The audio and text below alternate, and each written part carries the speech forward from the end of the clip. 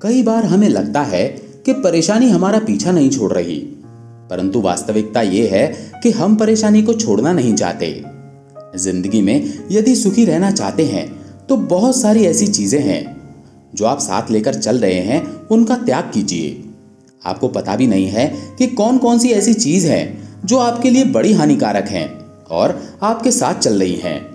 यदि आप सुखी होना चाहते हैं तो आराम से बैठिए और सोचिए कि ऐसी कौन सी चीज है जो आपको परेशान कर रही है, उसे त्याग दीजिए। आपकी परेशानी उसी क्षण खत्म हो जाएगी। आपको लग रहा होगा कि ये तो बड़ी साधारण सी बात है। आइए एक प्रसंग सुनते हैं, इसे बड़े ध्यान से सुनिएगा, उसके बाद विचार कीजिएगा। एक बार एक संत थे। वो अपने शिष्य के साथ भ्रमण करते रहते थे। वो दूर दूर के गांव में जाते थे और भगवान के प्रवचन करते थे। वो लोगों को समझाते थे कि जीवन क्या है। उनका जहां मन करता था वहां रुक जाते थे। वो एक गांव में कई दिनों से रुके हुए थे। एक दिन वो अचानक से उठे और अपने शिष्य को कहा, चलो अब यहाँ का समय समाप्त हुआ। यहाँ सब वो बात समझ गए हैं जो मैं समझाने आया था। अब यहाँ से चलते हैं।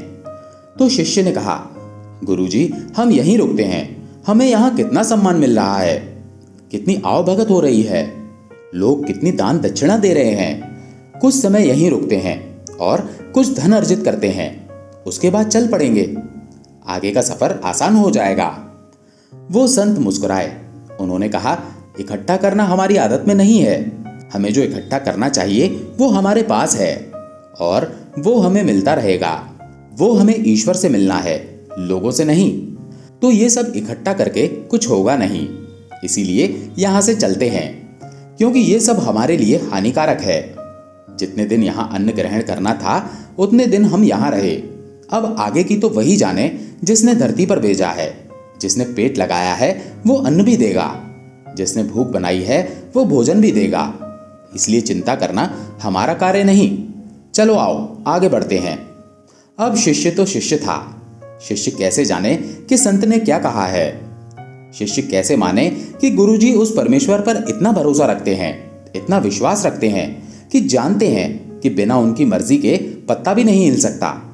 जो ईश्वर हमारे जन्म लेने से पहले हमारे दूध का इंतजाम कर देता है, जो ईश्वर हमसे इतना प्रेम करता है कि हमें धरती पर उतारने से पहले सारी व्यवस्थाएं कर देता है, क्या उसे हमारे आने वाले कल की चिंता नहीं होगी? अवश्य होगी। वो संत इस बात को जानते थे। शिष्य जब वहां से निकलने लगा तो वहां धन रखा था।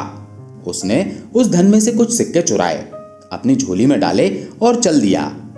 अब गुरुजी आगे आगे और शिष्य पीछे पीछे। मन जानता है कि पाप किया है, लेकिन कहना नहीं है और स्वीकार नहीं करना है, क्योंकि मन ये कह रहा है कि आगे इसी धन से चमत्कार होगा, क्योंकि मन ये कह रहा है कि धन के बिना कुछ होगा नहीं। किसने देखा है भविष्य? कौन भविष्य का इंतजाम करेगा? कौन जानता है भविष्य में क्या होगा? गुरुजी ठहरे फकीर, अपने मन की बात कह दी, लेकिन ऐसा होता थोड़ी है। हम सब तो आगे के लिए जोड़ते हैं, क्योंकि हमें ऊपर वाले पर भरोसा थोड़ी ही है। हम तो खुद पर भरोसा रखते हैं, इसीलिए जोड़ लेते हैं। पर गुरुजी को ऊपर वाले पर भरोसा था, शिष्य को खुद पर भरोसा था। तो अब शिष्य पीछे पीछे चल रहा था, गुरुजी आगे आगे चल रहे थे। रास्ते में एक नदी आती है। उन्हें नदी पार करके दूसरी तरफ जाना था। दूसरी तरफ वो गांव था जहां गुरुजी का अगला ठिकाना था। वहीं नदी में एक नाविक नाव चला रहा था। गुरुजी उससे कहते हैं कि उस पार छोड़ दो। नाविक कहता है कि 5 रुपए लगेंगे, उस पार छोड़ दूंगा। गुरुजी कहते हैं, हम तो रमता जोगी हैं, जहां मन करता है वहां चले जाते हैं। भोजन जैसे आता है वैसे पा लेते हैं, सुख जैसे आता है वैसे पा लेते हैं, दुख जैसे आता है उसे वैसे पा लेते हैं। आपके मन में इच्छा जागृत हो तो हमें वहां छोड़ देना, नहीं तो हमने अपनी चटाई यहीं बिछा ली है, यहीं नदी के किनारे विश्राम करेंगे। शिष्य ये सब देख रहा था। शिष्य जानता था कि उसके पास पैसे हैं, वो नाविक को दे करके नदी पार कर सकते हैं, लेकिन शिष्य गुरुजी से कहे कैसे? डरा हुआ था, क्योंकि चोरी की थी, क्योंकि पाप किया था, इसलिए डर था। अब गुरुजी के सामने कहे कैसे कि पैसे ले आया हूं, हम जा सकते हैं? नहीं कह पाया।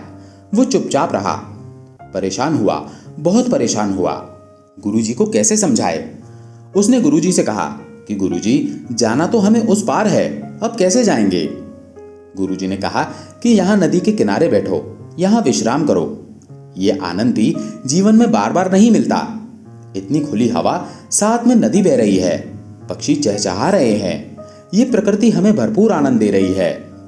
जब उस पार जाने का समय आएगा, हम अपने आप उस पार चले जाएंगे, चिंता मत करो। ऐसे ही दोपहर से शाम हुई, शाम से रात, रात से सुबह हुई। गुरु और शिष्य वहीं बैठे रहे। नदी के किनारे कोई ऐसा भला व्यक्ति भी नहीं आया जो आए और कुछ दक्षिणा दे दे और गुरुजी और शिष्य उस पार चले जाएं। शिष्य बहुत परेशान था, पर गुरुजी के चेहरे पर बहुत सुकून था। वो तो उस समय का आनंद ले रहे थे। शिष्य मन ही मन बहुत परेशान था, उसे कुछ समझ में नहीं आ रहा था। वो बार बार गुरुजी के चेहरे की तरफ देख रहा था। गुरुजी मुस्कुरा रहे थे और सुकून में थे। जब शाम होने वाली थी तो उसने देखा नाविक सामने से आ रहा था। अब तक नाविक के मन में भी एक बार भी नहीं आया था कि चलो इनको उस पार छोड़ देता हूं। और कोई ऐसा भक्त भी नहीं आया था जो गुरु और शिष्य को देखता और उन्हें कहता कि बाबा, मैं क्या सेवा कर सकता हूं आपकी। अंत में हार करके शिष्य ने नाविक को आवाज दी और नाविक को बुलाया। उसने अपने झोले में से पैसे निकाले और नाविक को कहा कि ये लो, गुरुजी बड़े परेशान हो रहे हैं, हमें वहां उस पार छोड़ दो। गुरुजी ने शिष्य की तरफ देखा और मुस्कुराए। तो शिष्य ने कहा, गुरुजी, मैं वहां से कुछ पैसे चुरा लाया था। मुझे पता था कि भविष्य में काम आएंगे, इसलिए मैं चुरा लाया था। मैं आपको यहां परेशान नहीं देख सकता था। गुरुजी मुस्कुराए। गुरुजी ने कहा, तुम्हें लगता है मैं परेशान था? मैं तो सुकून में हूं। मैं तो हमेशा सुकून में रहता हूं, लेकिन तुम अवश्य परेशान थे। अब तुम्हारी परेशानी खत्म हो गई। जानते हो क्यों खत्म हो गई? क्योंकि तुमने उस चीज का त्याग कर दिया है जो हमारे किसी काम की नहीं। ये धन जो तुम वहां से चुरा कर लाए थे, यदि इसका वहीं त्याग कर दिया होता तो ये परेशानी नहीं आती। लेकिन जैसे ही तुमने धन इस नाविक को दिया, इसका त्याग किया, परेशानी खत्म हो गई।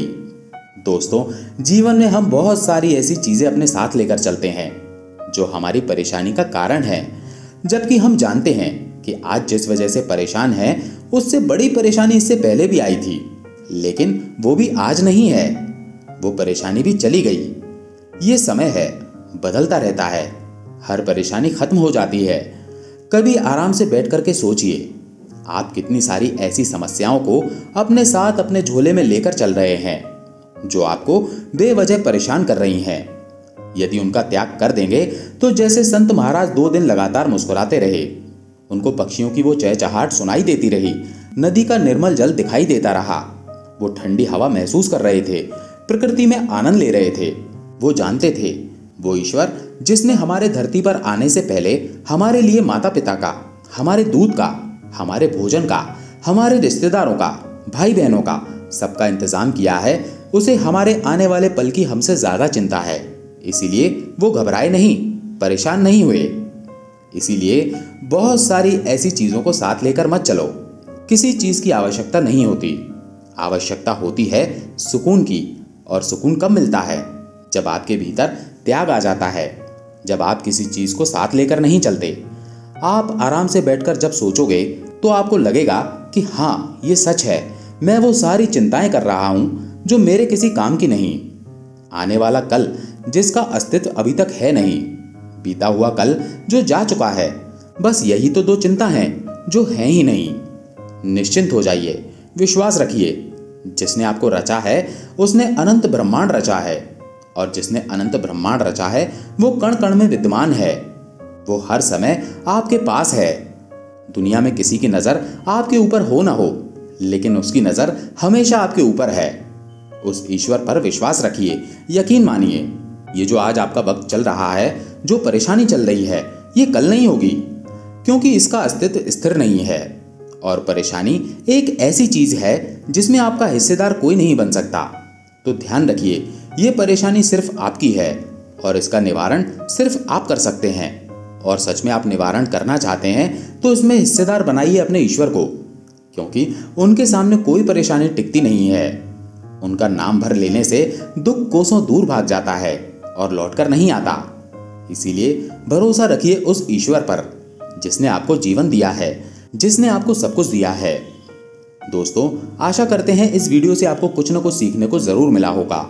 अगर आपको ये वीडियो पसंद आई हो तो वीडियो को लाइक करके चैनल को सब्सक्राइब जरूर कर लें। धन्यवाद।